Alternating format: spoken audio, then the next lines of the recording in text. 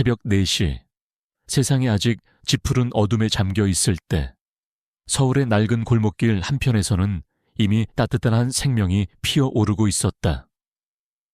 햇살 한 스푼이라는 작은 빵집 그곳은 한채원의 왕국이자 성전이었다.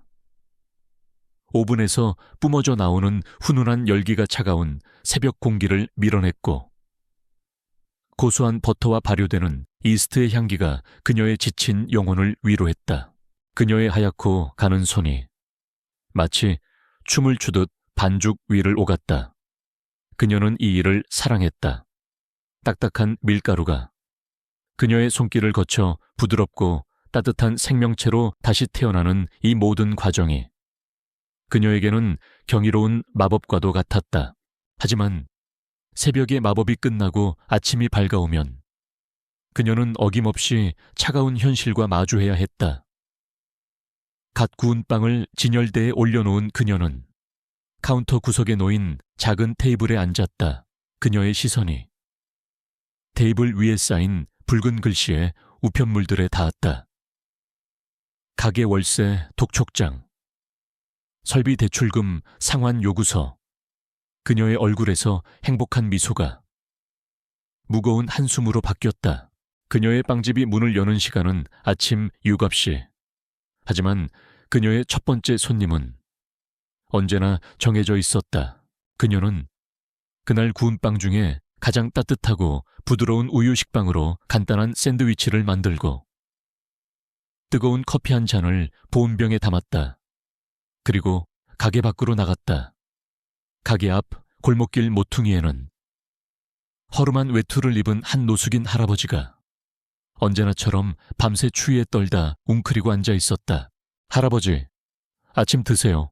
그녀가 따뜻한 샌드위치와 커피를 내밀자 할아버지가 고개를 들었다. 두 사람은 많은 말을 나누지 않았다.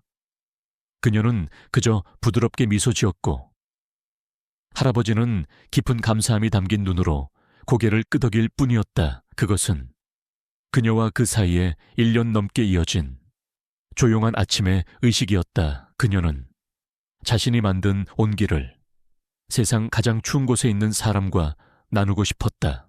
하지만 그녀의 선한 마음만으로는 냉혹한 현실을 이겨낼 수 없었다.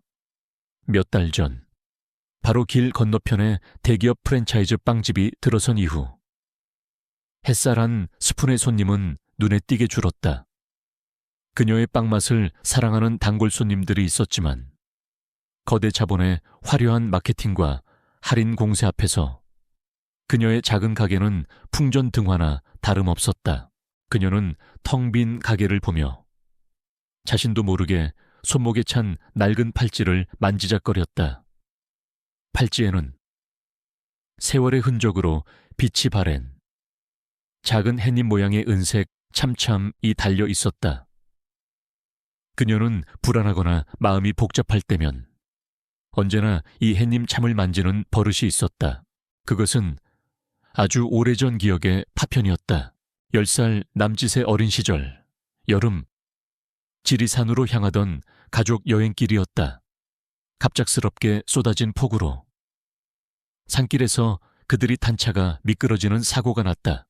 그리고 근처에서 더 큰 사고가 있었다.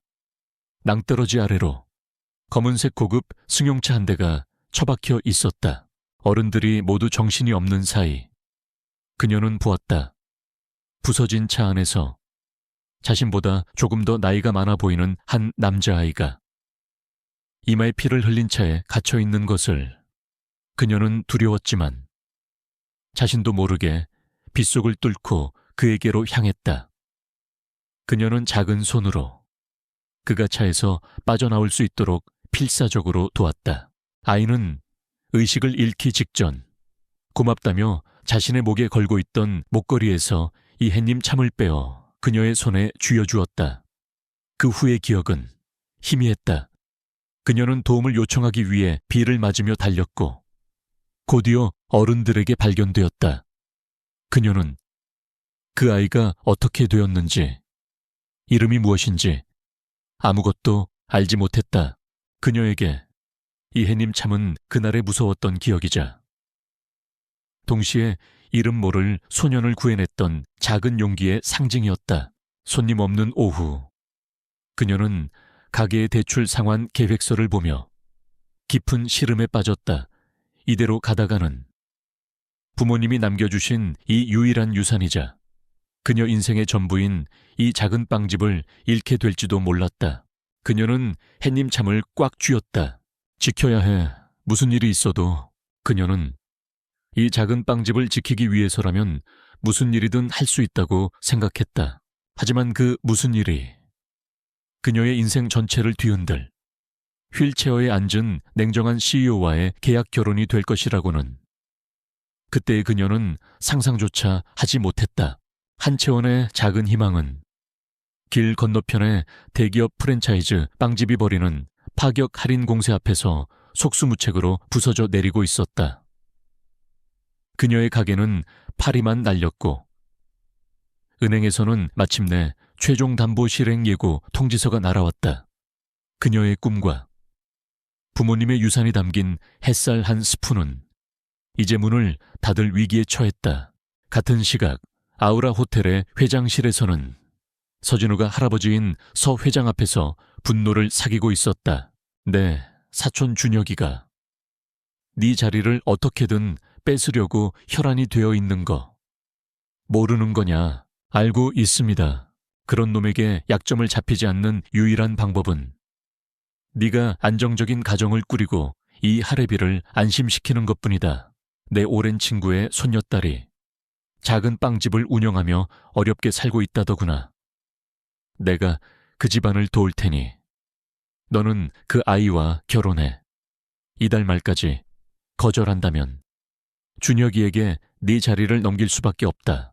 그것은 손자를 위한 충고가 아닌 그의 인생을 건 거래 제안이었다. 진우는 덫에 걸린 맹수처럼 분노와 무력감에 휩싸였다. 결혼, 그에게는 과거의 끔찍한 트라우마를 떠올리게 하는 저주와도 같은 단어였다. 안 돼. 나는 또다시 누군가를 불행하게 만들 수는 없어. 그 아이처럼 그는 절대로 할아버지의 뜻대로 움직여주지 않기로 결심했다. 며칠 후 언론은 긴급 속보를 쏟아냈다. 아우라 호텔 서진우 대표, 빗길 교통사고, 하반신 신경손상 가능성. 그는 완벽한 연극을 준비했다. 대한민국 최고의 의료진과 짜고 자신의 다리가 마비되었다고 발표한 것이다. 그는 휠체어에 앉아 차갑고 비극적인 표정으로 대중 앞에 섰다. 그는 이겼다고 생각했다. 어떤 여자도 불구가 된 남자와 결혼하려 하지는 않을 테니까. 하지만 그의 예상은 완전히 빗나갔다. 채원은 서 회장으로부터 결혼을 하면 빵집의 모든 빚을 해결해주고 가게를 확장시켜주겠다는 거부할 수 없는 제안을 받았다. 그녀는 갑작스러운 사고로 휠체어 신세까지 지게 된 젊은 CEO에게 연민과 동정심을 느꼈다. 그리고 무엇보다 그녀는 자신의 빵집을, 자신의 꿈을 포기할 수 없었다. 그녀는 결국 그 제안을 받아들였다. 두 사람의 첫 만남은 병실에서 이루어졌다. 휠체어에 앉은 진우는 시종일관 차갑고 냉소적인 태도를 유지했다. 채원은 그의 아픔을 이해한다는 듯 그저 부드럽고 따뜻하게 그를 대했다. 그들의 결혼식은 성대했지만 기쁨은 없었다. 휠체어에 앉은 신랑과 슬픈 얼굴의 신부, 세상 사람들은 그들의 비극적인 사랑에 안타까워했지만 그 내막을 아는 사람은 아무도 없었다. 문제의 신혼 첫날 밤이었다. 호텔 스위트룸. 어색한 침묵 속에서 채원은 아내로서의 의무를 다하기 위해 진우가 침대로 옮겨가는 것을 도왔다. 물 좀 갖다 드릴까요? 그래, 채원은 그를 침대에 앉힌 뒤 물을 가지러 가기 위해 몸을 돌렸다. 그녀가 침대 옆 테이블 위 물주전자로 손을 뻗는 순간 그녀의 드레스 소매가 살짝 위로 걷히며 그녀의 하얀 손목이 드러났다. 그리고 스탠드의 불빛이 그녀의 손목에 채워진 낡은 팔찌에 작은 은색 참을 정확하게 비추었다. 해님 모양의 참, 그것을 본 순간 휠체어에 앉아있던 진우의 눈이 경악으로 커졌다. 그의 머릿속에서 십수년간 굳게 잠겨있던 과거의 기억이 댐이 터지듯 폭발했다. 폭우, 불길, 연기 냄새, 그리고 부서진 차체 속에서 자신을 꺼내주던 작고 하얀 손, 그리고 그 손목에서 달랑거리던 작은 해님 모양의 장식. 그는 평생 자신이 그 아이를 버리고 도망쳤다는 죄책감에 시달려왔다. 그 아이가 자신의 인생을 망가뜨린 트라우마의 시작이자 잊을 수 없는 유령이라고 생각했다. 그런데 그 유령이 지금 자신의 눈앞에 자신의 아내가 되어 서 있었다. 그것은 이성으로 통제할 수 있는 충격이 아니었다. 그의 몸이 그의 의지보다 먼저 반응했다. 그는 자신의 두 다리가 마비되었다는 사실조차 잊은 채 휠체어에서 벌떡 일어섰다. 네오, 그는 유령을 본 사람처럼 경악과 불신이 뒤섞인 목소리로 외치며 떨리는 손가락으로 그녀를 가리켰다. 그의 외침에 물을 따르던 채원이 천천히 뒤를 돌아보았다. 그리고 그녀는 보았다. 방금 전까지 휠체어에 앉아있던 그녀의 불구의 남편이 두 다리로 멀쩡하게 서서 자신을 향해 겁에 질린 표정으로 소리치고 있는 모습을 쨍그랑 그녀의 손에 들려있던 유리컵이 바닥으로 떨어져 산산조각이 났다. 그들의 길고 긴 연극의 막이 그렇게 신혼 첫날 밤 가장 극적인 방식으로 찢어져 버렸다. 깨진 유리 조각이 바닥에 흩뿌려진 달빛을 받아 서늘하게 빛나고 있었다. 그들의 신혼 첫날 밤은 그렇게 산산조각이 났다. 한채원은 두 다리로 멀쩡하게 서 있는 자신의 불구의 남편을 마치 괴물이라도 본 것처럼 쳐다보고 있었다. 충격이 차가운 분노로 변해갔다. 당신 뭐예요? 그녀의 목소리는 배신감으로 가늘게 떨리고 있었다. 대체 정체가 뭐냐고요? 그 팔찌. 서진우는 그녀의 분노는 들리지 않는다는 듯 여전히 그녀의 손목에 채워진 해님 참에서 눈을 떼지 못하고 있었다. 그는 십수년 만에 다시 만난 유령의 모습에 제정신이 아니었다. 당신이 그 아이였어. 살아 있었던 거야. 두 사람의 대화는 서로 다른 과거와 현재의 파편이 뒤엉켜 결코 만날 수 없는 평행선처럼 겉돌았다. 그녀는 그를 자신과 가족을 기만한 파렴치한 사기꾼으로 보았다. 그는 그녀를 자신의 끔찍한 트라우마 속에서 걸어나온 알 수 없는 존재로 보았다. 그날 밤 그들의 격렬한 다툼 끝에 하나의 위태로운 합의가 맺어졌다. 이 결혼은 각자의 가족들을 위해 서류상으로만 유지한다. 대외적으로 그는 여전히 다리가 불편한 비운의 후계자 행세를 계속한다. 그리고 사적으로 두 사람은 서로의 삶에 일절 관여하지 않는 완벽한 타인으로 살아간다. 그들의 집은 이제 보이지 않는 전쟁터가 되었다. 그 후 몇 주간 그들의 저택에는 냉전 시대와도 같은 차가운 평화가 흘렀다. 두 사람은 메모나 가사 도우미를 통해 최소한의 의사소통만을 했다. 진우는 대외적으로는 휠체어에 앉아 동정심을 유발했지만 집 안에서는 아무도 없을 때면 초조하게 방 안을 서성였다. 채원은 그의 돈으로 위기에서 벗어난 자신의 빵집을 다시 일으키는 데에만 몰두했다. 그녀의 마음속에는 그에 대한 감사함과 동시에 그의 기만에 대한 깊은 분노와 경멸이 공존하고 있었다. 새로운 갈등의 불씨는 아우라 호텔이 야심차게 주최하는 아우라 월드 디저트 챔피언십에서 터져나왔다. 서 회장의 수권 사업이었던 이 대회는 호텔의 명예가 걸린 중요한 행사였다. 그리고 진우의 사촌이자 호시탐탐 그의 자리를 노리던 서준혁이 바로 이 대회를 망치기 위해 손을 썼다. 그는 호텔의 스타 파티시에를 협박하고 매수해 대회를 단 하루 앞두고 잠적하게 만들어버렸다. 아우라 호텔팀은 리더와 시그니처 디저트를 모두 잃고 대회 포기 직전의 위기에 내몰렸다. 이 소식에 서 회장은 대노했고 진우는 사면초계에 몰렸다. 그날 채원은 회장 부인으로서 대회의 진행 상황을 살피기 위해 호텔에 와 있었다. 그녀는 패닉에 빠져 절망하고 있는 주방의 어린 파티시에들을 보게 되었다.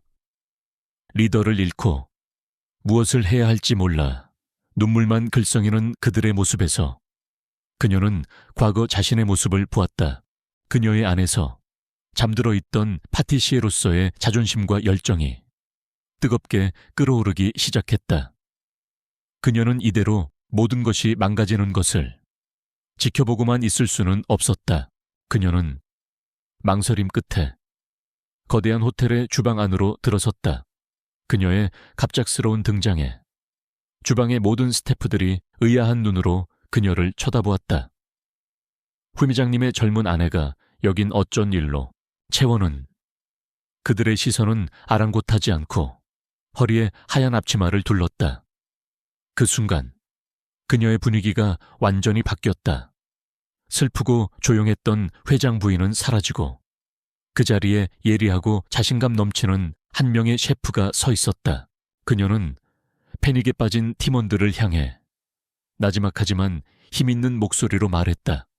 지금부터 제 지시에 따라주세요. 그녀는 주방에 남아있는 재료들을 빠르게 스캔했다.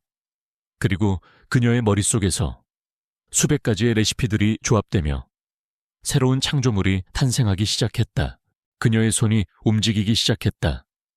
그녀의 손길은 물 흐르듯 부드러우면서도 한치의 오차도 없이 정확했다. 그녀는 한국적인 재료인 오미자와 흑임자를 프랑스 최고급 디저트 기술과 과감하게 결합시켰다. 그녀가 초콜릿을 템퍼링하고 머랭을 치고 섬세하게 플레이팅을 하는 모든 과정은 마치 한 편의 예술과도 같았다.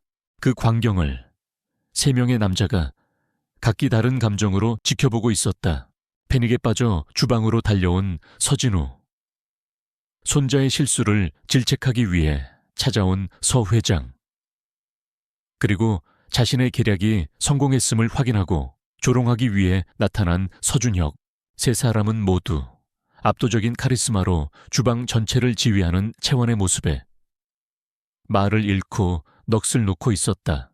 진우의 눈에는 자신이 한 번도 본 적 없는 그녀의 열정적인 모습에 대한 경이로움이 담겨 있었다.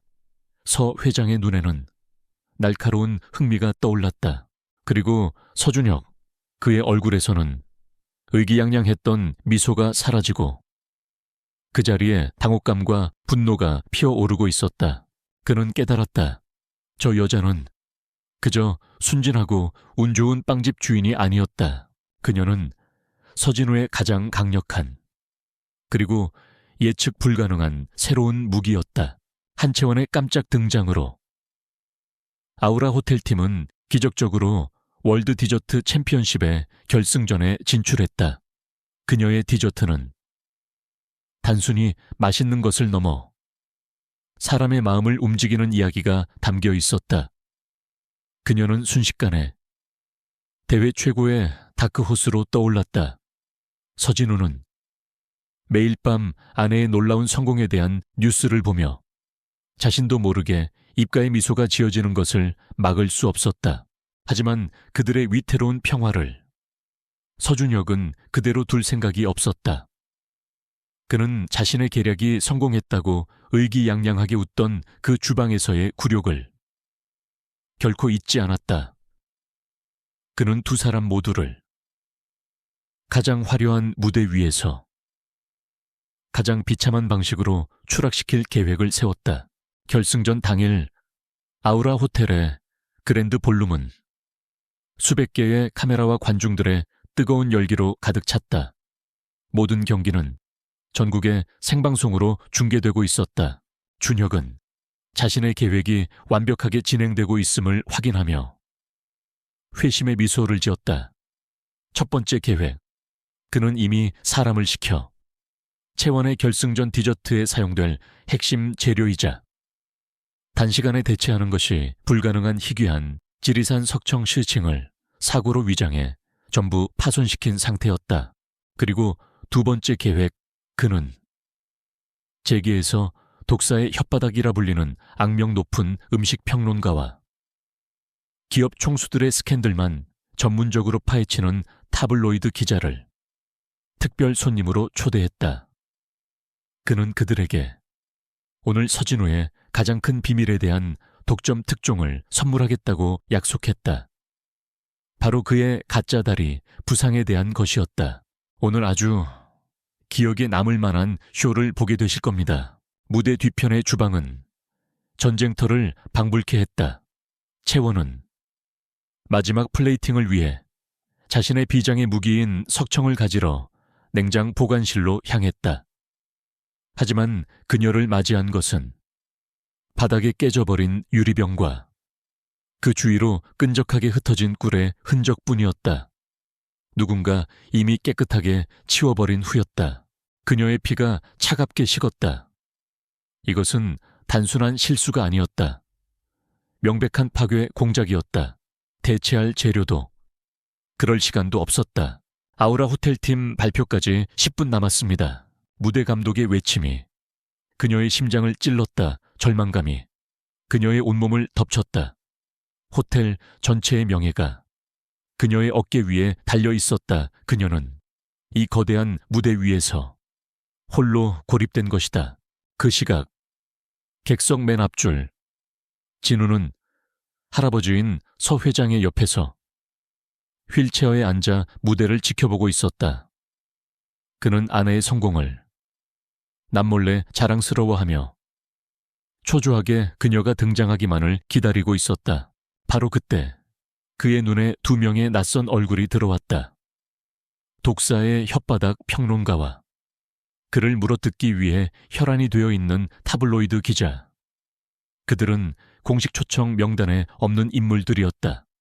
그들은 마치 사냥감을 앞에 둔 포식자처럼 그를 향해 의미심장한 미소를 짓고 있었다. 진우의 등골을 타고 차가운 식은땀이 흘러내렸다. 그는 이것이 준혁이 파놓은 함정이라는 것을 직감했다. 그들은 오늘 이 자리에서 생방송으로 전국이 지켜보는 가운데 자신의 가장 큰 비밀을 폭로할 작정인 것이다. 그는 휠체어의 팔걸이를 꽉 쥐었다. 그의 손마디가 하얗게 질려갔다. 시간은 잔인하게 흘러갔다. 주방에서는 무대 감독이 카운트다운을 외치고 있었다. 아우라 호텔팀 1분 남았습니다. 포기하시는 겁니까? 채원은 패닉에 빠진 채 텅 빈 작업대 앞에 서 있었다. 그녀의 머릿속은 새하얀 절망으로 가득 차 있었다.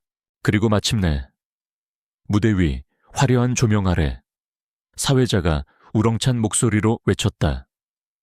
자, 이제 모두가 기다려온 순간입니다. 대한민국 디저트계의 새로운 별, 아우라 호텔팀의 한채원 파티시에를 무대 위로 모시겠습니다. 모든 스포트라이트가 무대의 입구로 향했다. 모든 카메라가 그녀가 등장하기만을 기다리고 있었다. 객석에서 진우는 텅 빈 무대 입구를 보며 심장이 멎는 듯했다. 그 순간 기자가 평론가에게 속삭이는 소리가 그의 귀에 들렸다. 저 여자가 실패하고 나면 다음은 남편을 잡을 차례입니다. 사회자는 텅 빈 입구를 보며 당황한 표정으로 마이크에 대고 다시 한번 물었다. 아우라 호텔팀 한채원 씨, 두 주인공은 각자의 무대에서 각자의 방식으로 최악의 파멸을 눈앞에 두고 있었다. 아우라 호텔팀 30초 남았습니다. 무대 감독의 외침이 한채원의 귓가를 절망적으로 때렸다. 그녀는 텅 빈 작업대 앞에서 망연자실하게 서 있었다. 그때 그녀의 눈에 주방 한 구석에 놓인 평범한 식재료들이 들어왔다. 다른 셰프들은 거들떠보지도 않았던 할머니 댁에서나 볼 법한 고소한 미숫가루 한 봉지와 달콤한 조청 한 단지.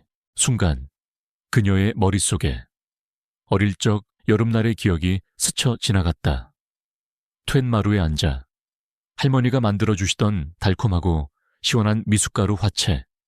채원아, 세상에서 가장 맛있는 음식은 머리가 아니라 마음으로 만드는 거란다. 할머니의 따뜻한 목소리가 그녀의 귓가에 울리는 듯 했다. 그래, 마음으로 절망의 끝에서 아주 작은 영감의 불씨가 타올랐다. 그것은 화려한 기술이 아닌 그녀의 가장 진솔한 기억과 진심이었다. 그녀는 미친 사람처럼 움직이기 시작했다. 아우라 호텔 팀, 사회자가 기권을 선언하려던 찰나 채원이 완성된 디저트를 들고 무대 위로 걸어 나왔다. 다른 팀들의 화려한 디저트와 비교해 그녀가 내놓은 것은 너무나도 소박했다. 투명한 유리그릇에 담긴 옅은 갈색의 무스와 그 위에 올라간 작은 배 조각, 그리고 조청 몇 방울이 전부였다. 심사위원들의 얼굴에 노골적인 실망감이 떠올랐다. 객석에 앉은 서준혁의 입계는 승리를 확신한 미소가 걸렸다. 독사의 혓바닥 평론가는 그녀를 조롱할 독서를 머릿속으로 준비하고 있었다. 심사가 시작되었다. 심사위원들은 별 기대 없이 스푼을 들었다. 그리고 침묵이 흘렀다. 모두의 표정이 미묘하게 변하기 시작했다. 특히 세계적인 명성을 가진 프랑스인 파티시에 피에르 듀부아 심사위원장의 표정이 가장 극적이었다. 그는 스푼을 내려놓고 눈을 감았다. 잠시 후 그의 뺨 위로 굵은 눈물 한 방울이 흘러내렸다. 강당 전체가 충격에 휩싸였다. 그는 떨리는 목소리로 마이크를 잡았다. 그의 모국어인 프랑스어가 통역사를 통해 강당 전체에 울려 퍼졌다. 저는 지난 40년간 세상의 모든 화려하고 복잡한 맛을 보았습니다. 하지만 오늘 저는 제가 잊고 있었던 가장 근원적인 맛을 다시 만났습니다. 그는 감정에 북받친 목소리로 말했다. 이 디저트는 기술이 아닙니다. 이것은 기억입니다. 한 편의 시의뢰입니다. 그리고 영혼입니다. 이것은 의심할 여지 없이 천재의 작품입니다. 그의 극찬에 모든 상황은 뒤바뀌었다. 최종 우승자가 발표되었다. 월드 디저트 챔피언십 최종 우승은 아우라 호텔의 한채원 파티시에입니다. 강당은 우레와 같은 박수 소리로 가득 찼다. 채원은 자신의 귀를 의심하며 그 자리에 주저앉아 기쁨의 눈물을 흘렸다. 준혁의 얼굴은 분노로 시뻘겋게 달아올랐다. 하지만 그의 두 번째 함정은 아직 남아있었다. 기자가 이 모든 혼란을 틈타 무대 앞으로 달려나오며 외쳤다. 아름다운 이야기입니다. 하지만 서진우 회장님, 기적에 대해 말하자면 대중들은 회장님의 다리에 대해 더 궁금해하고 있습니다. 영원히 그 휠체어에 앉아 계실 겁니까? 모든 스포트라이트와 카메라가 일제히 객석에 앉은 진우에게로 향했다. 준혁의 마지막 공격이 그의 심장을 겨누고 있었다. 진우가 미처 대답하기도 전에 강당 전체에 날카로운 화재 경보음이 울려 퍼졌다. 그것은 이 모든 것을 불안하게 지켜보던 진우의 충직한 비서가 미리 약속된 신호에 따라 누른 비상벨이었다. 사람들은 비명을 지르며 우왕좌왕하기 시작했고 기자들과 경호원들이 무대 위로 몰려들었다. 그 완벽한 혼돈의 순간 진우가 움직였다. 그는 무대 위에서 인파에 휩쓸려 위태롭게 서 있는 아내를 애끓는 눈으로 바라보았다. 그의 얼굴에 맹렬한 보호 본능이 떠올랐다. 그는 모든 사람들이 들으라는 듯 그녀의 이름을 외쳤다. 채원아. 그리고 그는 기적처럼 자신의 두 다리로 휠체어에서 일어섰다. 네, 그는 자신을 가로막는 모든 사람들을 해치고 성큼성큼 무대 위로 걸어갔다. 그리고 충격으로 굳어있는 아내를 강한 팔로 번쩍 안아들었다. 그는 아내를 품에 안은 채 경외와 충격에 빠진 군중들을 향해, 그리고 카메라를 향해 아무 말 없이 강렬한 시선을 보냈다. 그리고는 유유히 무대 뒤편으로 사라졌다. 강당에는 잠시 동안 완벽한 정적이 흘렀다. 사람들은 방금 눈앞에서 펼쳐진 두 번의 기적에 넋을 잃고 있었다. 무대 위에 덩그러니 남겨진 텅 빈 휠체어만이 이 모든 것이 현실이었음을 증명하고 있었다. 기자와 평론가는 할 말을 잃고 멍하니 서 있었다. 준혁은 자신의 완벽한 계획이 자신이 상상할 수 있는 가장 극적인 방식으로 박살나 버렸다는 사실에 부들부들 떨고 있었다. 사람들은 방금 목격한 것이 한 남자의 거짓말이라고는 상상조차 하지 못했다. 그들은 한 여자의 진심이 만들어낸 기적과 아내를 구하기 위한 남편의 사랑이 만들어낸 또 다른 기적을 보았다고 믿었다. 두 사람의 명예는 가장 완벽하고 화려한 방식으로 회복되었다. 사랑의 기적이라 불리게 된 그날 밤 이후 세상은 온통 그들 두 사람의 이야기뿐이었다. 다음 날 아침, 서 회장의 집무실에는 무거운 침묵이 흘렀다.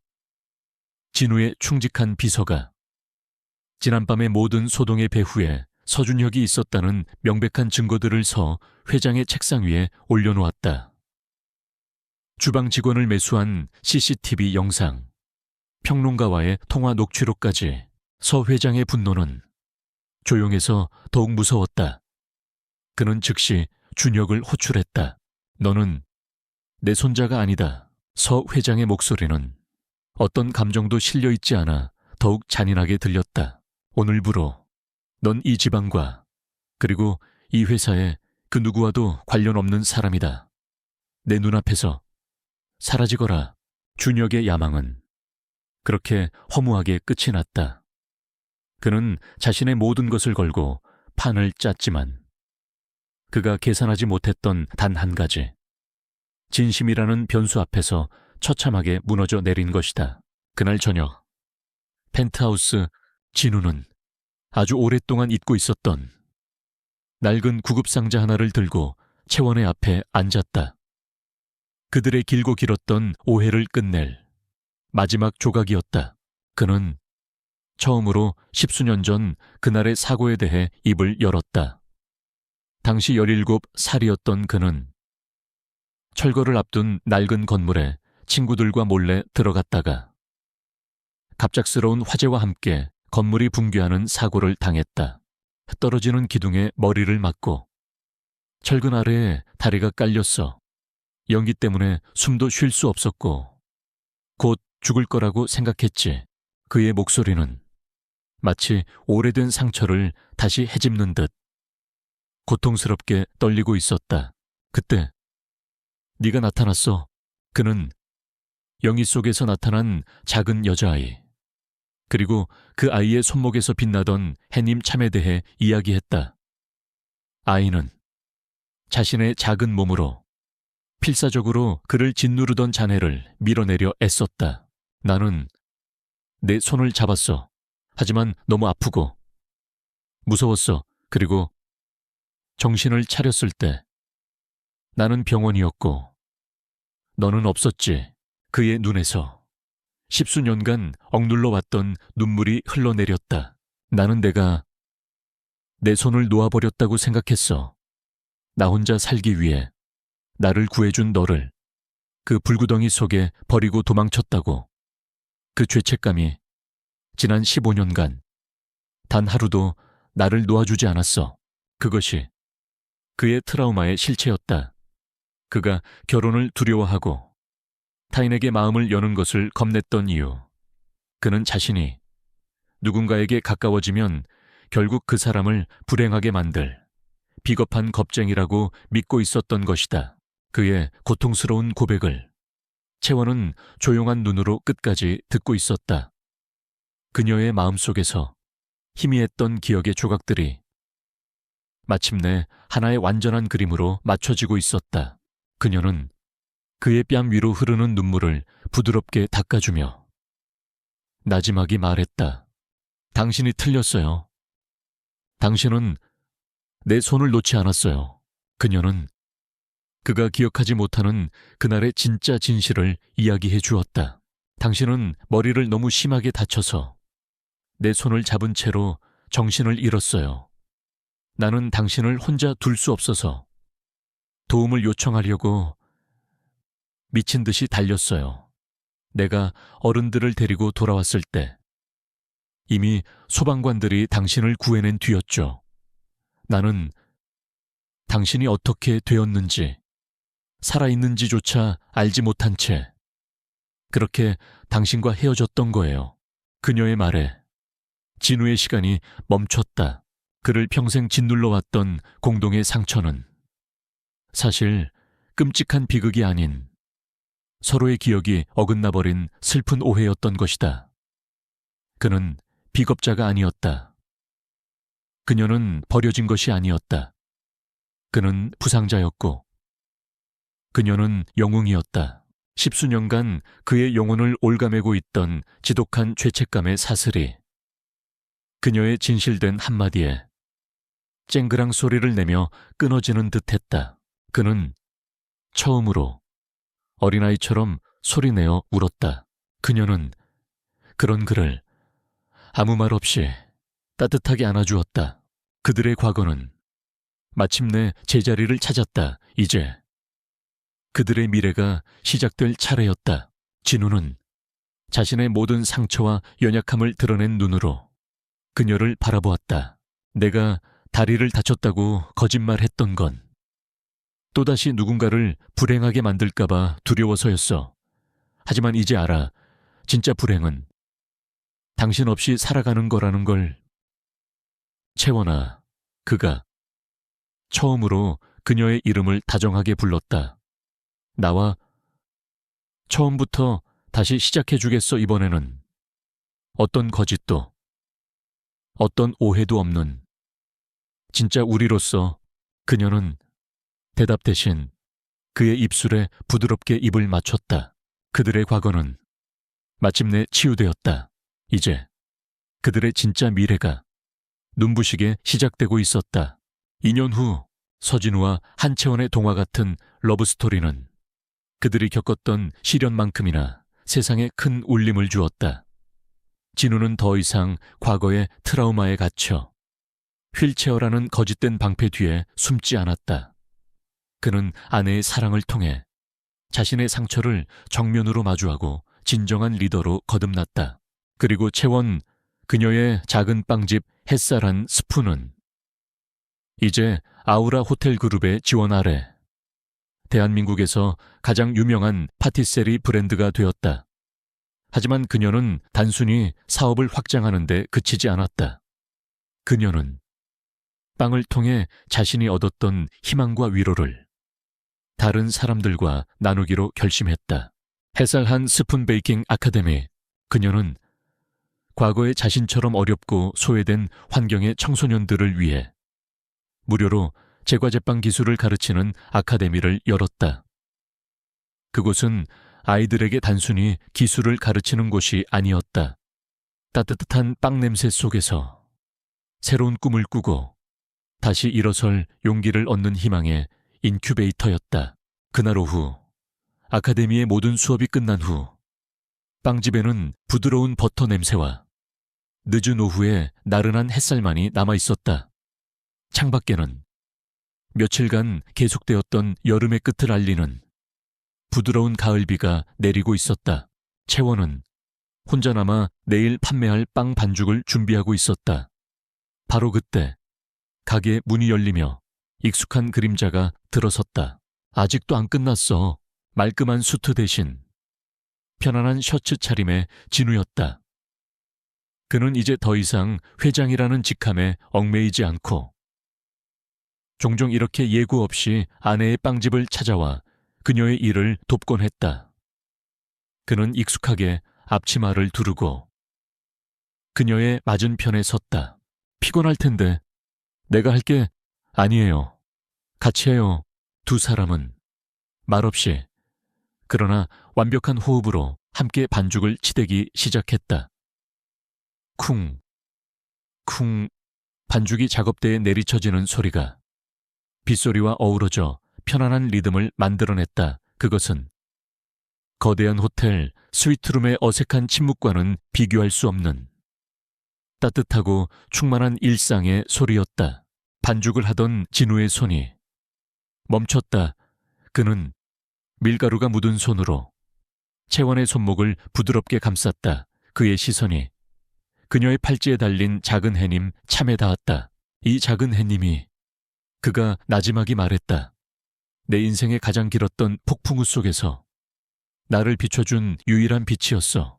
그의 말에 채원은 반죽을 멈추고 자신의 손을 들어 그의 이마를 부드럽게 매만졌다. 이제는 거의 보이지 않을 정도로 희미해진 10수년 전의 낡은 흉터. 그리고 이 상처는 그녀가 속삭였다. 내가 당신에게 돌아올 수 있게 해준 이정표였고요. 두 사람은 서로의 공동의 상처를 이제는 아픔이 아닌 사랑의 징표로서 어루만지고 있었다. 그들을 묶고 있던 트라우마는 이제 그들을 세상 누구보다도 단단하게 연결해주는 가장 특별한 인연의 증거가 되어 있었다. 창밖의 비는 어느새 그쳐 있었다. 비에 씻긴 세상은 더없이 맑고 투명하게 빛나고 있었다. 진우는 밀가루가 묻은 채원의 얼굴을 세상에서 가장 사랑스러운 눈으로 바라보았다. 그리고 부드럽게 그녀에게 입을 맞췄다. 오븐의 따뜻한 온기와 갓 구운 빵의 고소한 냄새가 두 사람을 포근하게 감싸 안고 있었다. 그들의 길고 길었던 폭풍우는 완전히 끝이 났다. 그리고 그 비가 내린 자리에 이전보다 훨씬 더 단단하고 눈부신 두 사람의 두 번째 봄이 이제 막 시작되고 있었다. 이야기꾼의 마지막 인사. 이야기는 여기서 막을 내립니다. 서진우와 한채원의 상처와 오해, 그리고 마침내 서로를 구원한 사랑의 여정을 함께해 주신 여러분께 깊은 감사를 드립니다. 그들의 이야기가 여러분의 마음에 어떤 깊은 상처라도 진실된 사랑으로 치유될 수 있다는 따뜻한 위로와 희망을 전해주었기를 바랍니다. 만약 이 이야기가 마음에 드셨다면 채널 구독과 좋아요, 그리고 알림 설정까지 부탁드립니다. 여러분의 응원은 저에게 더 좋은 이야기를 만들 수 있는 가장 큰 힘이 됩니다. 다음에는 더욱 흥미진진하고 감동적인 이야기로 다시 찾아뵙겠습니다. 감사합니다.